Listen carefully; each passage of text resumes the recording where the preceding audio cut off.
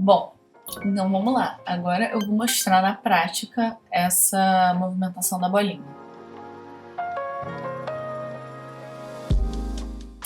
Então aqui a gente tem uma bolinha aqui no frame 1, tá nesse ponto, e no frame 10 ela vem parar aqui nesse ponto final. Então ela se desloca da esquerda para a direita na animação, certo? Vou até dar um play para dar uma olhada. Vou dar um play aqui em loop, ó. O movimento tá bem, como posso dizer assim, linear. Ele não tem muitas variações ao longo da trajetória no espaçamento, né, na distribuição desses desenhos. Agora vamos ver como é que tá essa distribuição de desenho aqui. Ó. Essas sombras vermelhas que a gente tá vendo são as marcações de por onde essa bolinha andou, ó, tá vendo? Conforme eu vou clicando aqui, vai aparecendo a pose dessa bolinha. Vou até ampliar aqui. O que é vermelho é aquilo que já passou e o que é verde é aquilo que ainda vai ser percorrido pela bolinha, né? Mas percebe que ela claramente está em cada um desses desenhos, conforme eu clico no frame dessa bolinha. E outra coisa também que ficou muito clara aqui é que essas bolinhas estão equidistantes, então a gente percebe que essa animação aqui não está tendo influência de velocidade, aceleração, desaceleração, aceleração e desaceleração. Nada está acontecendo, é só um deslocamento sem variação de velocidade, pois os frames estão distribuídos dessa forma equidistante. Então, de novo, só dá o play para dar uma olhada. É isso. Mas aí o que acontece? Se a gente vem aqui, e agora também a gente vai acrescentar um novo aprendizado que é a curva de animações. Em programas como o Toon Boom, como After Effects, a gente vai trabalhar muito mais com as curvas de animação, porque o programa ele faz essa intervalação automática. Então eu não precisei desenhar essa bolinha em cada uma dessas posições. Eu apenas criei uma bolinha e criei o que a gente chama de intervalação mecânica, o twin, que é essa conexão entre esse pontinho aqui e esse pontinho aqui. E aí o programa faz o trabalho. Isso é muito bom para animação cutout, né, que é animação feita com um rig, ou seja, é como se a gente criasse um fantoche, um bonequinho do personagem e todas as partes dele fossem movíveis, então a gente não precisa desenhar ele todos os frames, ele vira como se fosse uma marionete. E também existe a possibilidade de fazer isso no frame a frame, né, no quadro a quadro. Também poderia desenhar cada uma dessas bolinhas em frames diferentes, né, então eu desenharia o primeiro frame aqui, o segundo aqui, o terceiro aqui, e também a causar essa sensação de movimento. Bom, então vamos lá. Nas curvas de animação, a gente vem aqui e a gente está com essa curva aqui reta, né? O que significa essa curva reta? Significa que não temos variação no espaçamento desses frames. Então, os frames são espaçados, né, dessa forma equidistante aqui. Se a gente vem aqui, você vê que tem outros formatos, né? Então, por exemplo, vamos ver o que esse daqui faz? Ó, esse aqui, ele concentrou os frames aqui e depois a gente tem uma distribuição maior dos frames. Vamos dar play para ver como é que fica essa animação. A gente percebe que já tem uma diferença, né? A bolinha passa muito mais tempo aqui e depois ela vai rápido para lá. Então a gente percebe aqui que já tem essa diferença de movimentação comparado com a animação anterior. E também aqui vendo, né, os frames, a gente percebe que, olha só, como ela desloca pouco aqui nesse início e aí que de repente ela faz um deslocamento muito maior, né? Então essa curva para cima, quando a gente tem essa curva para cima, vou desenhar aqui para... Quando a gente tem essa curva assim para cima, a gente tem um movimento de aceleração, porque significa que aqui existe uma concentração maior dos frames juntinhos, que são esses aqui, e aqui pro final eles começam a ficar mais espaçados, né? Quando a curva dessa volta para cima. Então essa é uma curva de aceleração. Começa lento e termina rápido. Agora vamos experimentar outras curvas. Aqui é uma curva virada para cima, né, que a gente viu, e aqui é uma curva virada para baixo. Vamos ver o que acontece com essa curva? Ó, na curva virada para baixo, a gente vê o efeito oposto. Então, o que acontece? A gente começa aqui com a gente começa aqui com uma separação muito grande, né, entre um frame e outro. A distância enorme entre esses dois frames. E aqui quase que tá difícil de ter uma leitura, né, porque as bolinhas estão tão uma em cima da outra, assim, que virou um bloco só. Porque aqui tem muitos frames que ficaram juntinhos. E aí a gente causa o quê? A impressão da desaceleração, porque no início tá muito rápido, né? Desse frame aqui a gente já pula logo para esse. Então tem um pulo muito grande entre uma imagem e outra. E aqui pro final a gente vê, olha, praticamente não se mexe. Então vamos dar o play para ver como essa daqui fica? Ó, tá vendo? Aqui é muito rápido e aqui a gente até consegue ver a bolinha com mais definição no final, porque ela tá desacelerando.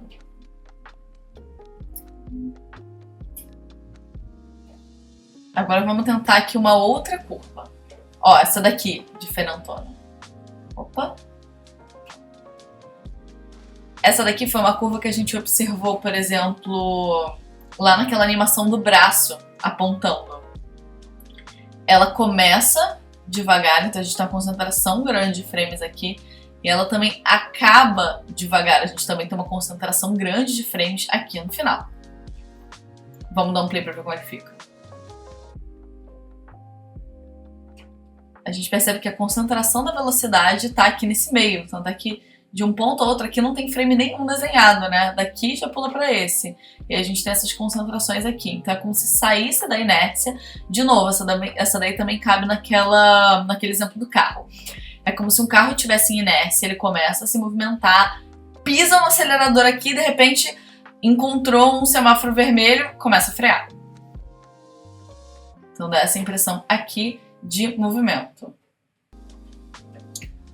Bom, então nessa primeira fase eu já expliquei como é que funcionam as curvas de animação dentro do programa, caso você se depare com algum programa como o After Effects ou o Toon Boom e você esteja trabalhando com as curvas, já demonstrei o que cada uma delas representa, que aí você vai estar muito mais sinalizando para o programa a curva que você quer executar e muito menos desenhando cada um dos frames, né? São apenas formas diferentes de você animar. A gente já aplicou aqui a questão do espaçamento e viu a influência que o espaçamento tem nessas diferentes curvas de animação que representam tanto a aceleração, quanto a desaceleração, quanto a aceleração e desaceleração. Sendo a aceleração essa curva aqui para cima, a desaceleração essas curvas aqui para baixo. Quanto mais curvado, mais intenso fica o movimento. Então, por exemplo, se eu pego essa curva aqui... Opa, não foi, peraí. Ó, se eu pego essa curva aqui, você vai ver que tem uma distribuição dos frames, né? Essa curva mais sutil. E essa aqui, olha só, como já dei esse pulo dessa daqui para essa. Então, quanto mais curvado, mais fica concentrado aqui nesse finalzinho, né? Claro, falando no caso da desaceleração. Vamos fazer aqui com a aceleração. Ó, aqui uma aceleração sutil. Aqui tem essa aproximação e tudo mais, mas você vê que não tem nenhum espaço em que as bolinhas não se cruzam, né? Elas estão sempre se cruzando ao longo da animação porque elas estão distribuídas, claro, com uma concentração maior aqui, mas ainda mantendo uma certa igualdade, entre aspas, entre a distribuição delas. Aqui a gente vai pegar uma curva mais extrema. Olha só, aqui a gente já tem esse salto na velocidade. Então essa curva aqui dá uma impressão mais brusca de movimento, ó. Assim, essa curva de aceleração. E a gente vai para essa curva de aceleração também, mas um pouco menos brusca. Deu para sentir um pouco a diferença? Eu posso até fazer aqui... Vou até fazer aqui um do lado do outro para indicar.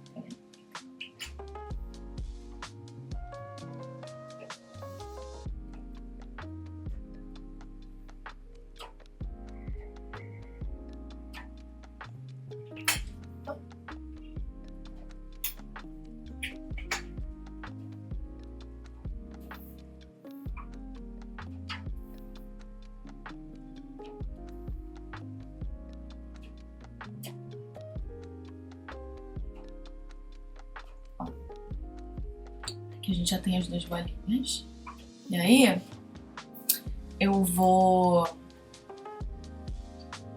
Uma delas eu vou aplicar uma aceleração muito sutil nessa daqui de baixo.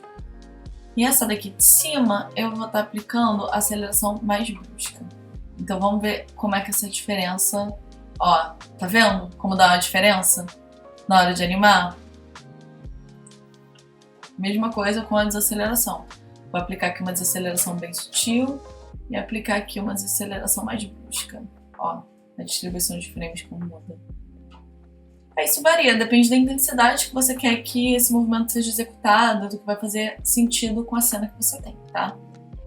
Agora eu vou ensinar vocês a fazerem esse exercício da bolinha quicando. Eu vou fazer esse exercício no Tumbum, que é o software que eu geralmente utilizo para trabalhar, mas esse exercício pode ser feito em qualquer software que tenha uma timeline em que você possa desenhar.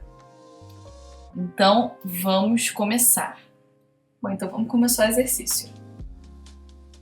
Primeiro a gente vai fazer o frame inicial, que é a da bolinha no ar, e o frame final, que é ela quicando no chão. Por que a gente começa por esses dois frames primeiro, ao invés de ir fazendo sequencial? Porque primeiro aí a gente tem essa distância aqui estabelecida, então a gente não corre o risco de, por exemplo, vamos supor que eu fosse animar cada frame seguidinho. Primeiro frame 1, frame 2 e não como a gente está fazendo, que é o inicial e o final. O que poderia acontecer? Primeiro que eu poderia fazer de uma forma que, sei lá, caindo a bola, que ela acabasse aqui fora do quadro, porque eu não teria um controle tão grande da distância que eu precisaria manter. E uma outra coisa também que poderia acontecer, que vai acontecer no caso se você fizer assim, é a gente vai mexer com o espaçamento desses frames. Como é que eu vou conseguir adequar o espaçamento dos frames para esse percurso se eu não sei qual é o percurso, se eu não sei qual é o ponto A e qual é o ponto B? Não sabendo, eu corro o risco de fazer um espaçamento que não vai passar a impressão de velocidade que eu preciso, seja de aceleração, desaceleração ou contínua. Outra coisa também muito importante para ressaltar aqui é o seguinte: aqui a gente está fazendo um squash, né? A bolinha ela tá quicando no chão e por ela estar sofrendo esse impacto, ela tá achatando. Quanto mais a gente achata a bolinha, mais um efeito cartoon a gente tem, quanto menos a gente achata, mais realista fica. Eu quis fazer uma bolinha bem cartoon, por isso que eu fiz ela bem achatada. Também vai ajudar a gente a entender melhor essa questão do squash stretch, ver ela mais achatadinha assim. Então, ó, o que eu tenho que levar em consideração? Lembra daquela regrinha número 1 que eu falei na aula? Então, é isso que eu vou exemplificar aqui rapidinho para vocês. Ó, aqui é o ponto, essa bola é a mesma bola, né? Eu sobrepus aqui os frames para apontar uma coisa aqui para vocês. Aqui é um ponto de sobreposição, então essa área tá sobreposta, mas essa área aqui e essas áreas aqui não estão. Aí o que acontece? Para a gente manter a mesma massa da bolinha, a gente precisa que essa área aqui seja equivalente a estas duas áreas aqui. E, óbvio, não precisa ser uma coisa 100% precisa, mas é importante que a gente mantenha mais ou menos essa proporção. Por quê? Porque senão vai dar a impressão de que a nossa bolinha ela tá crescendo ou ela tá diminuindo de tamanho, e não que ela mantenha a mesma massa, mas tá ficando distorcida. Então é sempre bom a gente apontar isso, inclusive se tiver dificuldade por estarem os dois frames tão afastados, faz isso que eu acabei de fazer, aproxima o frame, mede assim no olho mesmo, que nem eu fiz, dá uma olhada aqui nos espaços negativos e vê se está fazendo sentido ou não com a massa da bolinha de cima. Agora a gente tendo esses dois frames, a gente vai fazer o frame exagerado da queda.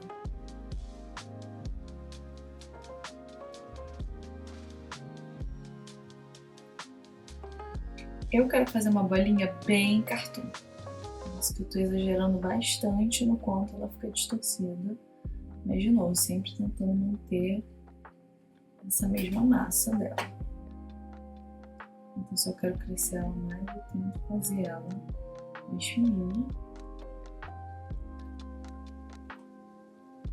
Então, por que eu fiz esse frame aqui mais próximo desse frame inicial do que do final. Porque, perdão, porque a bolinha, quando ela tá quicando, ela fica na inércia um tempo aqui no ar antes dela descer. Então ela passa aqui um tempo no ar antes dela descer. Então a gente tem um movimento de aceleração dela indo aqui para baixo e um movimento de desaceleração dela indo aqui para cima, né? Como essa bolinha aqui representa o momento dela descendo, o exagero dela descendo, eu coloquei ela mais próxima daqui para dar esse efeito de aceleração na hora que ela for cair aqui, tá? Como eu falei, lembra que ela tá numa inércia antes dela cair e ter impacto no chão? Então, o que a gente vai fazer? Considerando que ela tá numa inércia, a gente vai concentrar uma parte dos frames aqui nessa bolinha vermelha. Então eu vou fazer aqui de intervalo uma bolinha levemente deformada. Quase nada.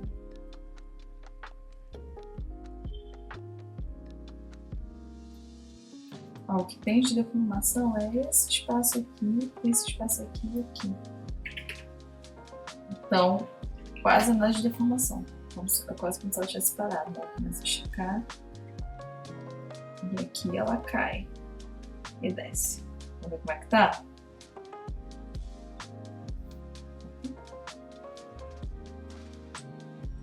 Ó, já tá dando uma impressão bem bacana esse início da queda.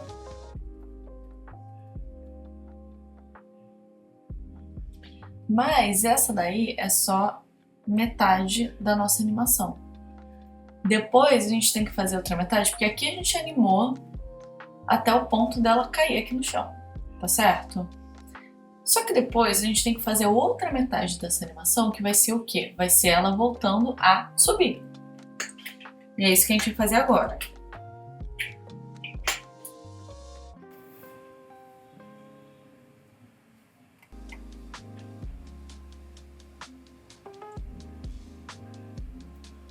Bom, agora levando em consideração esse último frame, o que a gente precisa fazer? A gente precisa fazer essa bola subir, certo? Então, para ela subir de novo, eu vou fazer aqui, tem ela achatada, e aqui eu já vou fazer um frame dela saindo para direção lá de cima, novamente, para ela voltar naquele ponto lá em cima. Então, eu vou fazer ela levantando aqui.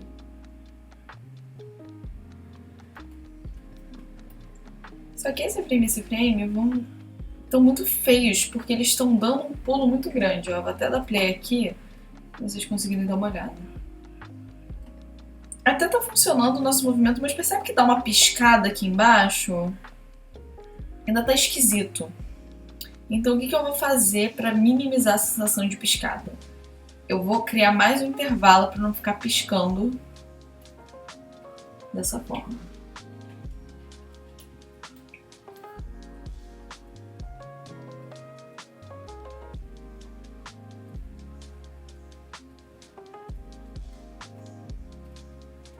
Então, eu vou criar também esse intervalo mais próximo da vermelha, que é aquilo que a gente já tinha falado.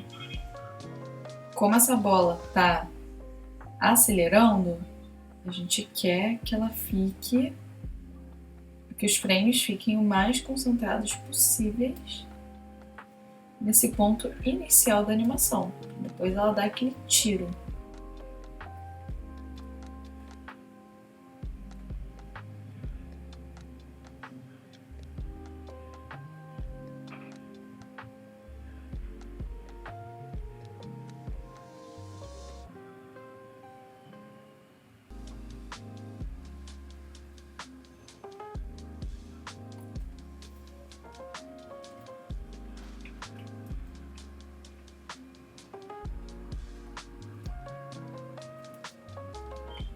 Vamos ver como é que tá ficando? Bem melhor, né? Minimizou aquela sensação de uma piscada que a gente estava tendo. Que a gente agora vê essa bola se moldando neste novo formato aqui. Vou inclusive jogar ele um pouquinho mais para cima. Ficou bem melhor. Agora a gente já tá conseguindo visualizar legal o movimento. Só que ainda tá, desse frame aqui pra esse frame aqui, tá tendo um salto muito grande. Ainda tá dando aquela sensação de piscada. Parece que a bola se teletransportou. Então a gente vai continuar agora na outra etapa.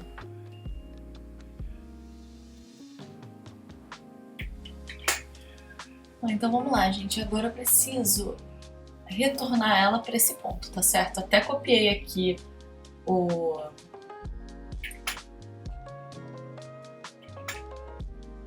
frame final.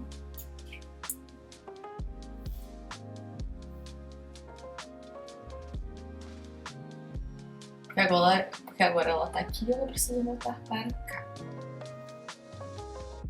De novo. Agora ela deu aquela acelerada e ela vai desacelerar aqui em cima, por conta da inércia. Então eu vou concentrar os frames aqui em cima.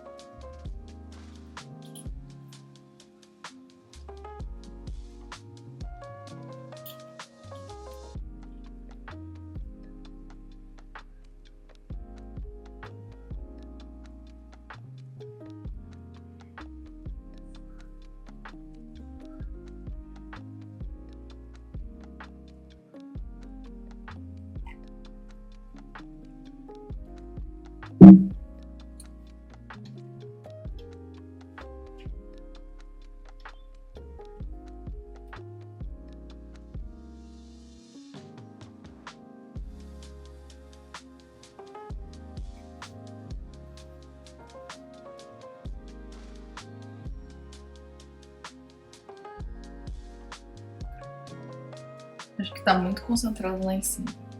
Distribuída. Esses frames aqui.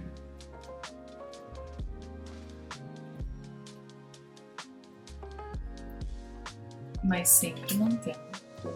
A gente altera o espaçamento. O espaçamento ele é a alma da animação. Então a gente vai brincando com o espaçamento aqui, vai alterando, mas sempre mantendo essa lógica por trás da concentração de frames. Você vê, estava muito concentrado, não estava gostando do resultado. E aí eu dei uma espaçada maior, mas sempre mantendo eles mais juntinhos. Eu não posso pegar, por exemplo, isso daqui e jogar lá para baixo, que aí vai afetar completamente a percepção do movimento que a gente tem. Já gostei bem mais assim.